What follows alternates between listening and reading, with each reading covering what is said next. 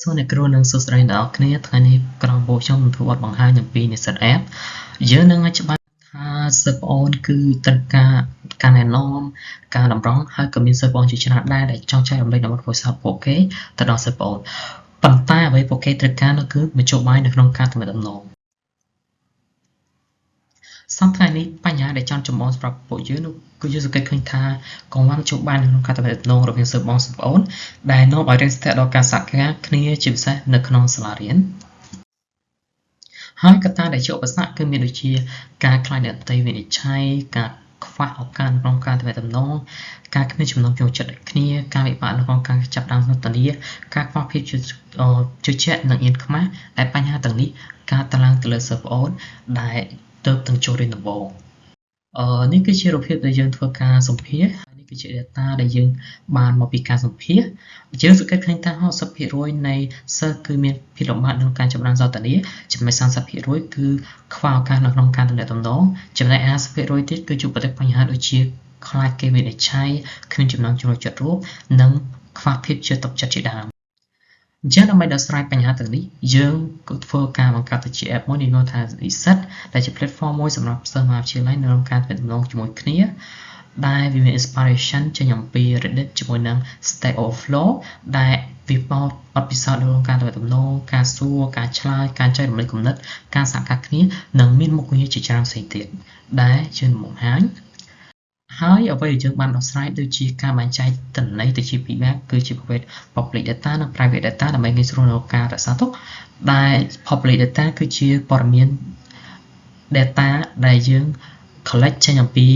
ការសន្ទនារបស់ខ្លួនយើងជាមួយនឹងក្រុមឬមួយក៏ជាសហគមន៍នៅក្នុង CTT ទាំងមូលឬទៅកាន់ពិភពលោកខាងក្រៅចំពោះ private data គឺជាទំនាក់ទំនងរវាងខ្លួនយើងជាមួយមិត្តភ័ក្តិរបស់យើងដែលជា private ហើយយើងក៏មានsearch ដោយ content ជាមួយនឹង space ជាមួយនឹង category ដែល search គឺជាយើងអាច search ស្វែងរកមាតិកាដែលយើងត្រូវការតាមរយៈ category មួយ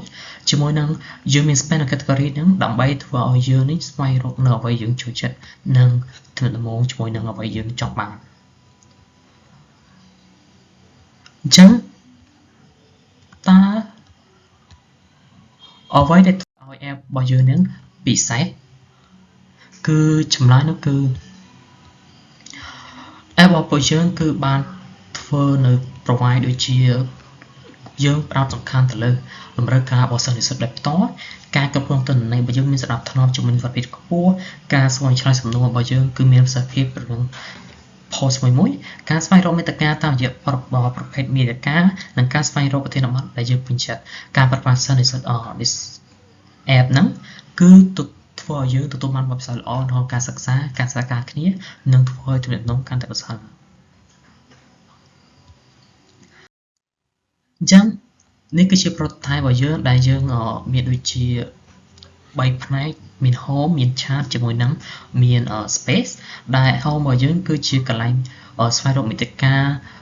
ផ្សេងៗដែលយើងចង់ដឹង chat ជាកន្លែងដែលទំនាក់ទំនងរវាងបុគ្គលជាមួយបុគ្គលឬមួយក្រុមជាដើមចំណែកឯ space គឺជាកន្លែងប្រមូលផ្ដុំនៅ category content ដែលយើងអាចនឹងស្វែងរកបើយើងពេញចិត្តដូចជា content ដែលតងជាមួយនឹង AI content ជាមួយនឹង data science ជាដើមអញ្ចឹងវានឹងមានបែងចែកផ្នែកមួយដែលយើងអាចស្វែងរកបានហើយចំពោះ target audience របស់យើងគឺមានដូចជាសិស្សប្អូនសិស្សច្បងនិងសិស្សដែលបញ្ចប់ការសិក្សាជាពិសេសនៅក្នុង CAT ហើយនេះគឺជា computer analysis យើងបានពិភាក្សាជាមួយនឹង Telegram Messenger ជាមួយនឹង Microsoft Teams យើងឃើញថា app របស់យើង provide នៅចំណុចដែល app ដទៃមិនអាច provide បានដូចជា public post category content relative post search post ជាដើមក្នុងករណីមួយចំនួនប៉ុន្តែចំពោះ app របស់យើងគឺយើងឃើញថាយើង provide អស់ហើយអញ្ចឹងតើសិស្សរបស់សិស្សនិស្សិតគួរតែជ្រើសរើស app របស់យើងដោយសារអ្វីអញ្ចឹងទី1គឺការគ្រប់គ្រងទិន្នន័យរបស់យើងមានសណ្ដាប់ធ្នាប់ជាមួយនឹងសុវត្ថិភាពទី2សេវាកម្មដែលមានគុណភាពខ្ពស់និងអាចជឿទុកចិត្តបានទី3គឺការប្រយ័ត្នឲ្យការសួរនិងការឆ្លើយសំណួរបានងាយស្រួលនិងមានប្រសិទ្ធភាព ចំពោះ Daiku Partnership របស់យើងគឺមានដូចជា AWS Amazon Cloud Service CDT របស់យើងបណ្ឌិតសភាបច្ចេកវិទ្យាកម្ពុជាចំពោះដំណាក់កាលនៃការវិវត្តនិងការធ្វើឲ្យរីកចម្រើននៃ app របស់យើងដូចជាយើងមានដូចជា short term medium term ជាមួយនឹង long term ចំពោះ short term គឺយើងចម្រើនធ្វើនៅក្នុង CDT របស់យើងចំពោះ medium term យើងនឹងចម្រើនពង្រីកវាទៅទូទាំងសាកលវិទ្យាល័យទាំងអស់នៅក្នុងរាជធានីភ្នំពេញនិងចុងក្រោយ long term គឺយើងនឹងព្យាយាមពង្រីកវាឲ្យគ្រប់សាកលវិទ្យាល័យទាំងអស់នៅក្នុងរាជាណាចក្រកម្ពុជានេះគឺជា reference របស់យើងគឺមានដូចជា Stack Overflow ជាមួយនឹង Reddit ហើយសូមអរគុណអ្នកគ្រូតាវនិងអ្នកទាំងគ្នាជាមួយនឹងការចូលចិត្តទុកដាក់ស្ដាប់និងការបង្ហាញរបស់ពួកខ្ញុំសូមអរគុណ